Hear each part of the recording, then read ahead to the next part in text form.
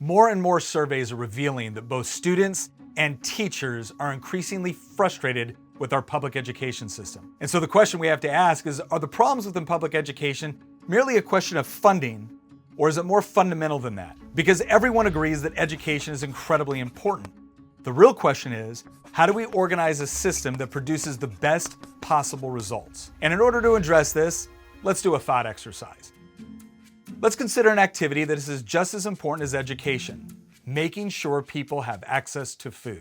And let's assume that the government wanted to address nutrition by taking over grocery stores.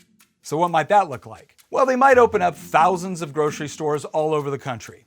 You would then be assigned a grocery store based off of your address, and that's the one you're authorized to attend. When you went to the grocery store, you wouldn't actually shop. You would be provided a bag of predetermined groceries based off of what a government bureaucracy has determined is appropriate for you and your family. Now don't worry, if there's something that you want that isn't currently offered, you just have to go and hire a lobbyist and advocate to your state legislature for the products that you want. But keep in mind, Oreo, Kraft Macaroni and Cheese, Coca-Cola, they'll also be there with their lobbyist in order to try to prioritize their products. Now, if you're lucky, after about maybe 4 to 6 years, you'll get what you want, provided that a politician has decided that's what's best. And oh, by the way, none of the employees at this government grocery store will be rewarded or promoted based on ingenuity, hard work, or creativity. Their salaries and job security will be determined almost exclusively by seniority, regardless of their performance. Now, does this sound like a system you would like?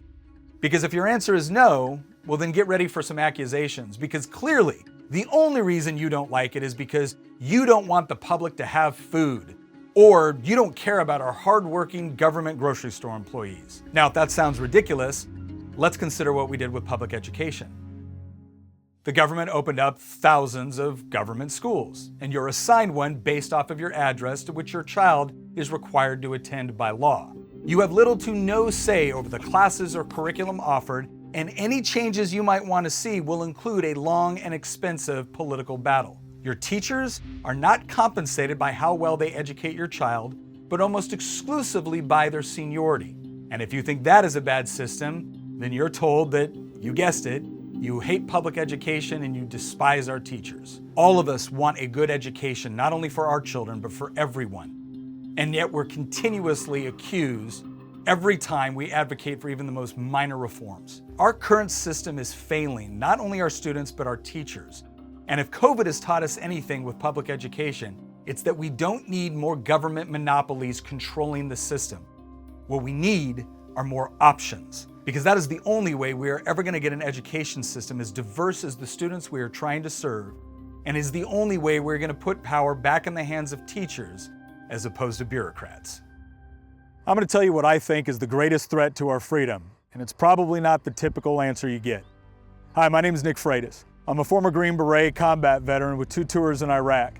I currently serve as a member of the Virginia House of Delegates, and I've had the opportunity to go all over the world to study different government, economic, and social systems. This has afforded me the chance to speak to thousands of people in person and millions of more online. I believe that the greatest threat to freedom is the rejection of the idea of objective truth. Experience has taught me that there are no shortage of people in power all over the world that will tell you whatever you want to hear in order to control and manipulate you, especially if they think it's for your own good. But here at the Y Minutes, what we're concerned about is the pursuit of truth.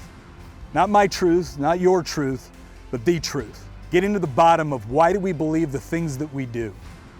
I want to thank you for watching to the end.